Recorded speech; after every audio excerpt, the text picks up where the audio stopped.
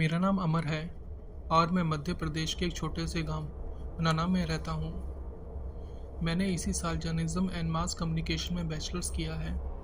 हमारे घर से कोई 100 किलोमीटर की दूरी पर जंगल शुरू हो जाते हैं और मैं अपने दोस्तों के साथ वहाँ अक्सर कैंपिंग करने जाता था। मुझे जंगल में कैंपिंग करना बहुत पसंद है और मेरा एक छोटा सा यूट्यूब चैनल भी है। मेरा बहुत मन था कि मैं एक डॉक्यूमेंट्री बनाकर अपने चैनल पर अपलोड करूं। मैंने देखा था कि ऐसी वीडियोस को लोग बहुत पसंद करते हैं। मैंने अपने दोस्तों से भी बात की कि इस बार 3 से 4 दिनों के लिए जंगल में चलते हैं, मगर उन सबको कोई ना कोई काम पड़ गया और उनमें से कोई भी तैयार नहीं हुआ। मैंने सोचा क्यों ना अकेले ही चला जाए, मगर परेशानी की बात ये थी कि मैं घर से परमिशन कैसे लूँगा। मम्मी पापा को वैसे भी मेरा जंगल में जाना पसंद नहीं था और वो भी 2 से 3 दिनों के लिए। वो बिल्कुल नहीं मानेंगे, मगर मैंने सोच लिया था इस बार जो भी हो जाए मैं जंगल में जाकर डॉक्यूमेंट्री बनाकर ही रहूँगा। मगर मुझे पता नहीं था कि मैं ऐसा करके कितनी बड़ी मुसीबत में पड़ने वाला हूँ और ये परेशानियाँ मेरी मौत भी बन सकती हैं। मैंने जाने की सब तैयारी कर ली थी और घर पे बता दिया था कि कॉलेज की तरफ से एक प्रोजेक्ट के लिए जा रहा हूँ। मैंने अपने घर के पास सतपुड़ा के जंगल में जाना तय किया था। वो जंगल मेरे घर से कोई 100 से 110 किलोमीटर की दूरी पर था। आपको बता दूं कि उस जंगल में कुट्टी बाबा मंदिर भी है, जहां लोगों की बड़ी मान्यता है, मगर मैं इन सब में नहीं मानता। मुझे यह नहीं पता था कि मेरी जान उन्हीं की वजह से बचेगी। तो मैं एक दिन अपनी बाइक लेकर घर से निकल गया। किसी को पता नहीं था कि मैं कहाँ जा रहा हूँ। मैंने अपने साथ 3 से 4 दिनों का खाना और पानी रख लिया था और साथ ही में एक कैंपिंग टेंट और बाकी का ज़रूरी सामान भी था। इमरजेंसी के लिए एक एक्स्ट्रा फ़ोन और एक सर्वाइवल किट भी रख ली थी। मेरा प्लान बड़ा सिंपल सा था। मैं जंगल में एक दिन की ट्रैकिंग करूंगा और फिर वहां एक दिन रुककर दूसरे दिन वापस आ जाऊंगा। मैंने अपने साथ एक छोटी सी कुल्हाड़ी भी रख ली थी। मैं सुबह 4 बजे ही घर से निकल गया था और 6 बजे तक जंगल के सामने पहुंच गया। मैंने वहां एक सुरक्षित जगह देखकर अपनी बाइक पार्क की और उसमें चेन लॉक भी लगा दिया। अब मुझे पैदल चल के जंगल के अंदर जाना था। मैं सुबह के 6 बजे से 10 बजे तक चलता रहा। फिर एक जगह रुक कर मैंने नाश्ता किया और फिर दोबारा चल पड़ा। मैं रास्ते में वीडियो भी बनाता जा रहा था। दिन के 2 बज चुके थे। मैं जंगल के काफ़ी अंदर आ चुका था। मैंने थोड़ा खाना खाकर 1 घंटे की नींद ली और फैसला किया कि शाम को 6 बजे तक और चलूँगा और फिर कैंप लगा के वहीं सो जाऊँगा। मुझे अकेले बहुत मज़ा आ रहा था। वहाँ बस पक्षियों की आवाज़ ही आ रही थी। मुझे पता था कि उस जंगल में कोई खतरनाक जानवर तो है नहीं, इसलिए मुझे कोई डर भी नहीं था।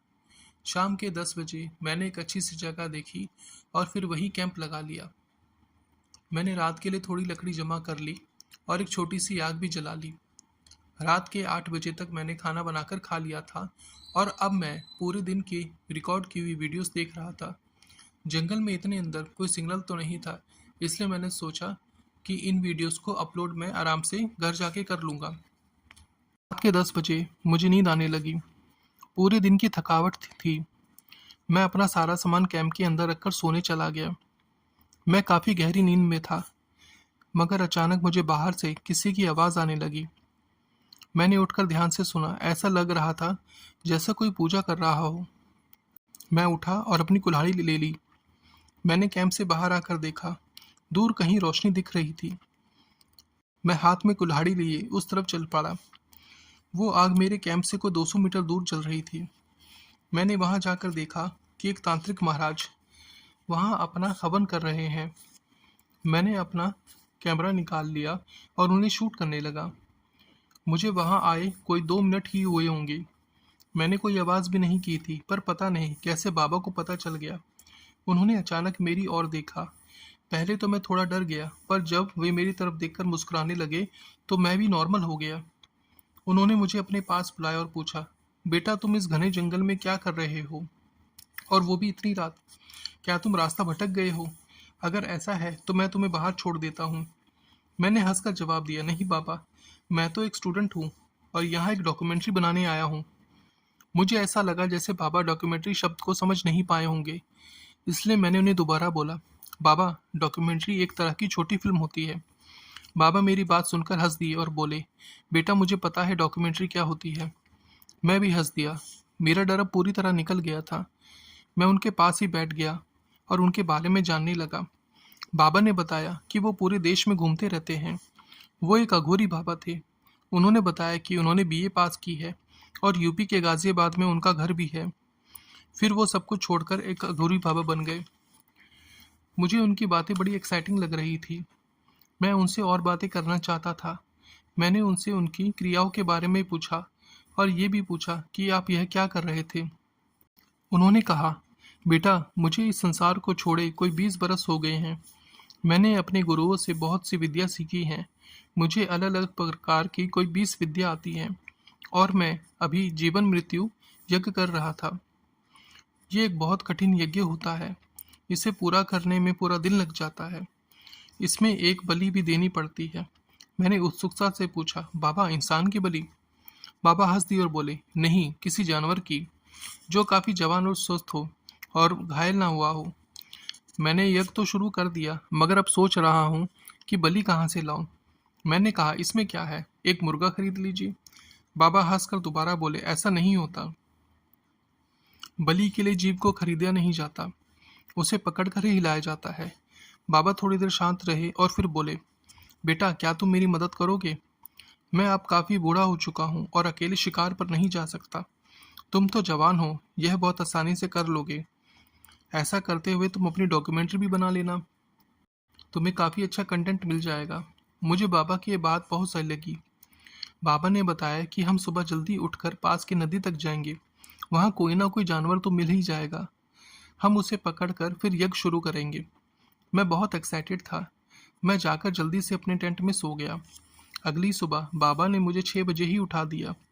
नित्य क्रिया करने के बाद हम लोग नदी की तरफ चल पड़े। नदी वहां से कोई आधा घंटे की दूरी पर थी। हम नदी के पास जाकर एक झाड़ी में छुप गए और देखने लगे कि वहाँ कौन कौन से जानवर आते हैं। ज्यादातर तो वहाँ पक्षी, गिलहरी और बंदर ही थे, मगर हमने देखा वहाँ कुछ जंगली सुअर भी थे। बाबा ने फैसला किया हम सुअर का शिकार करेंगे। मैंने बाबा से पूछा, कैसे? हमारे पास तो कोई हथियार भी नहीं है, और अगर कोई फॉरेस्ट ऑफिसर आ गया तो हम क्या जवाब देंगे?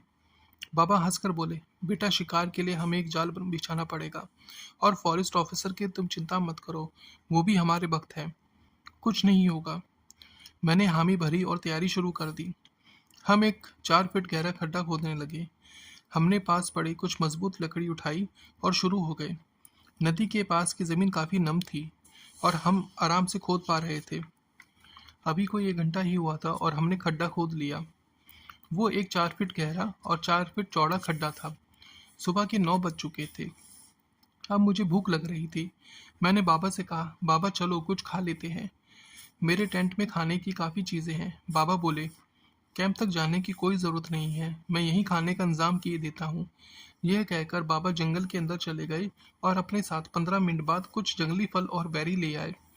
मुझे बड़ा आश्चर्य हुआ। मैंने बाबा से पूछा, बाबा, आपको ये फल कहाँ से मिले? जब हम यहाँ आ रहे थे तो मैंने एक भी फल का पेड़ नहीं देखा। बाबा बोले, बेटा, मेरा तो जीवन जंगलों में ही बीता है। ये तो मेरा घर है। मुझे यहाँ खाने की कमी किस बात की? फिर उन्होंने दूर एक पेड़ की ओर इशारा किया और कहा, देखो, वहाँ तुम्हें उस पेड़ पर बंदर दिखाई दे रहे हैं? मैंने बोला, हाँ। फिर बाबा ने कहा, तो ये जान लो कि दिन के वक्त बंदर उस पेड़ पर बैठते हैं जहाँ उन्हें खाने के लिए कुछ मिल जाए।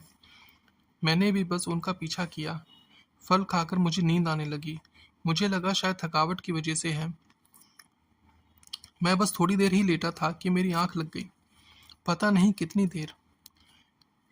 जब मेरी आंख खुली, मुझे कुछ ठीक से दिखाई नहीं दे रहा था। मेरा बदन काफी अकड़ा हुआ था। मेरा सर घूम रहा था और अब मुझे धुंधला भी दिख रहा था। मैं थोड़ी देर ऐसे ही लेटा रहा। फिर मैंने अपनी आंखें खोली। मैं एक खड्डे में था, पर कैसे? शायद सोते वक्त मैं उस खड्डे में गिर गया था। मैंने उठने की कोशिश की। मैं उठ नहीं पा रहा था। मैंने अपने हाथ पैर बंधे हुए देखे, मगर कैसे, क्यों? मुझे कुछ समझ नहीं आ रहा था। मैं बाबा को आवाज लगाने लगा। मुझे लग रहा था शायद किसी कबीले वाले ने हम पर हमला कर दिया। मैं काफी देर तक बाबा को आवाज देता रहा। कोई 10 मिनट बाद बाबा वहां आए। मैं उन्हें देखकर बहुत खुश था। मैंने पूछा, बाबा, आप ठीक तो हो? आपको कोई चोट तो नहीं आई? मेरी बात सुनकर बाबा हंसने लगे। मुझे कुछ समझ नहीं आ रहा था। बाबा उस खड्डे में कूद पड़े और मुझे किसी बच्चे की तरह गोद में उठा लिया और बाहर ले आए। मैं हैरान था। मैं एक 22 साल का हट्टा कट्टा 80 किलो वजनी नौजवान था और उन्होंने मुझे इतने प्यार से गोद में उठा लिया। बाहर आकर मैंने उनसे बोला, बाबा मेरे हाथ पैर भी खोल दो। अब बाबा और तेज तेज हंसने लगे। वो बांस की लकड़ी ले आए और मुझे किसी जानवर की तरह उस पर बांध दिया। मैं अभी भी समझ नहीं पा रहा था कि ये सब क्या हो रहा है। बाबा को क्या हो गया? वो मुझे कहाँ ले जा रहे हैं? शाम हो चुकी थी। बाबा मुझे वहीं ले आए जहाँ से हम चले थे। उस जगह का तो अब नज़ारा ही बदल चुका था। जहाँ रात में बस एक हवन कुंड था, अब वहाँ 3 बड़े हवन कुंड थे और आसपास काफ़ी ज़्यादा सामग्री रखी हुई थी। मुझे कुछ समझ नहीं आ रहा था। बस इतना समझ आ रहा था कि मैं बहुत बुरी तरह फंस गया हूँ, मगर ये अंदाज़ा नहीं लगा पा रहा था कि अब मेरे साथ क्या होने वाला है। मैं बार-बार चिल्लाकर बाबा से पूछ रहा था कि आप ये सब क्या कर रहे हैं और मुझे ऐसे बांध क्यों रखा है। वो कुछ नहीं बोल रहे थे, बस अपने हवन की तैयारी कर रहे थे। 2 घंटे बीत चुके थे। मैं ज़मीन पर पड़ा पड़ा हाथ पैर मार रहा था। बाबा ने मुझे इतना कस के बांधा था कि मेरी इतनी कोशिश के बाद भी रस्सियाँ जरा सी भी ढीली नहीं पड़ी थी। बाबा ने अब अपने तीनों हवन कुंड की अग्नि जला ली थी और जोर जोर से मंत्र पढ़ने शुरू कर दिए थे। मैं उस उम्मीद में चिल्ला रहा था कि शायद कोई यहाँ आए और मुझे बचा ले, मगर कोई फायदा नहीं हुआ। मुझसे ज्यादा तेज तो बाबा की आवाज थी। ऐसा लग रहा था कि उनकी आवाज के साथ बादल भी गरज रहे हैं। हवा भी तेज चल रही थी। मैंने अपनी घड़ी पर नजर दौड़ाई। रात के 12 बज रहे थे। उनके मंत्रों की ऊर्जा बढ़ती जा रही थी। मैं उन तीनों हवन कुंड के बीच में लेटा हुआ था। वो मेरे ऊपर अलग अलग तरह की सामग्री डाल रहे थे। अब मुझे समझ आ रहा था, बलि जानवर की नहीं, मेरी चढ़ने वाली थी। मैं रोने लगा और उनसे अपनी जान की भीख मांगने लगा। वो उठकर मेरे पास आए और मेरा हाथ पकड़कर उस पर चाकू से एक चीरा लगा दिया। खून की एक तेज धार बहने लगी। उन्होंने वो खून एक बर्तन में इकट्ठा कर लिया और फिर वापस जाकर अपनी जगह पर बैठ गए। वो मेरे खून को किसी मूर्ति पर डाल रहे थे। थोड़ी देर के बाद उनके आसपास काला धुआं सा उड़ने लगा। वो धुआं धीरे धीरे एक इंसानी शरीर ले रहा था। कुछ देर में ही वहां एक औरत खड़ी थी। उसका रंग रात से भी काला था। आंखें बाहर की तरफ लटकी हुई, दांत सड़कर बाहर की तरफ निकल चुके थे। बाल बहुत लंबे थे। वो कोई 6 फुट की होगी। उसे देखकर मेरी बची खुची जान भी निकल गई। वो मुझे खा जाने वाली नजरों से देख रही थी। बाबा का इशारा पाकर वो मेरे पास आई और मुझे उठाकर अपनी गोद में बैठा लिया। उसके बदन से किसी मुर्दे की सी बदबू आ रही थी। वो गंध इतनी तेज थी कि मैंने उल्टी ही कर दी। मैं उसकी गोद में था। उसके मुंह से निकलती लार मेरे ऊपर गिर रही थी। वो सच में बहुत ही भयानक थी। उसकी खाल किसी जले हुए मांस की तरह थी। फिर वो मुझे जमीन पर लिटाकर मुझ पर खड़ी हो गई। वो मेरे उल्टे हाथ पर खड़ी थी। उसका वजन इतना था कि मेरे हाथ की हड्डी एक झटके में टूट गई। मेरी एक तेज चीख निकल गई। मैं उससे अपनी जान बचाने के लिए भीख मांगने लगा। मेरी चीख पुकार का उन दोनों पर कोई असर नहीं हो रहा था। फिर वो मेरे दूसरे हाथ पर खड़ी हो गई। इस बार मेरा कंधा डिसलोकेट हो गया। मुझे इतना तेज दर्द हो रहा था कि मानो मैं अभी मर जाऊंगा। अब उसने मुझे गर्दन से पकड़कर हवा में उठा लिया। मैं दर्द की वजह से तकरीबन बेहोश होने लगा था। तभी मुझे एहसास हुआ मेरे हाथ की रस्सी टूट रही है। मेरी गर्दन अब उसके हाथ में थी। मैं जोर जोर से छटपटाने लगा और एकदम से शरीर को ढीला छोड़ दिया। उस चुड़ैल को लगा कि शायद मैं मर गया। उसने मुझे जमीन पर पटक दिया। मैं होश में था। बाबा का ध्यान अपने हवन पर था और वो चुड़ैल भी बाबा की तरफ देखे जा रही थी, जैसे कि उसकी अनुमति का इंतजार कर रही हो। मैं समझ गया था कि बस थोड़ी देर में ही मेरी मृत्यु का समय आने वाला है। मैंने अपनी बची हुई शक्ति एकत्र की और एक हाथ उठाकर अपने पैरों की रस्सी खोल ली। मैं अपने दर्द को भूलकर बस अब वहां से भाग जाना चाहता था। मैंने पूरी जान लगाई और वहां से उठकर भाग चला। मुझे रास्ता याद था, पर यह नहीं पता था कि मैं बाहर निकल पाऊंगा या नहीं। मैंने पीछे मुड़कर देखा। वो चुड़ैल अभी भी बाबा की तरफ ही देख रही थी और बाबा आंख बंद कर उस हवन के सामने बैठे थे। मैं पीछे मुड़ा और बिना कुछ देखे भागने लगा। मैं बस भागे ही जा रहा था, पता नहीं कितनी देर, बस भागे जा रहा था। मुझे सामने कोई रोशनी नजर आ रही थी। मैं बस उसी तरफ ही दौड़ रहा था। वो गुट्टी बाबा का मंदिर था। मैंने अपना दम लगाया और मंदिर की सीढ़ियाँ चढ़ने लगा। वहाँ के पुजारी जी सो रहे थे, मगर मेरी आवाज़ सुनकर वो भी जाग गए। वो मुझसे कुछ पूछते उससे पहले मैंने मंदिर के बाहर इशारा किया। वहाँ वो चुड़ैल खड़ी थी। पंडित जी भी उसे देखकर डर गए और हनुमान चालीसा का जाप करने लगे। वो मंदिर में नहीं आ सकती थी। थोड़ी देर के बाद ही बाबा भी वहाँ भागता हुआ आ गया। मैं उसे देखकर बेहद डर गया। मुझे पता था चुड़ैल ना सही, बाबा तो इस मंदिर में आ ही सकता है, और अगर ऐसा हुआ तो मुझे कोई नहीं बचा पाएगा। वो मेरी तरफ बढ़ने लगे, मगर उस चुड़ैल ने बाबा को ही पकड़ लिया। उसने बाबा को गर्दन से पकड़कर उठा रखा था।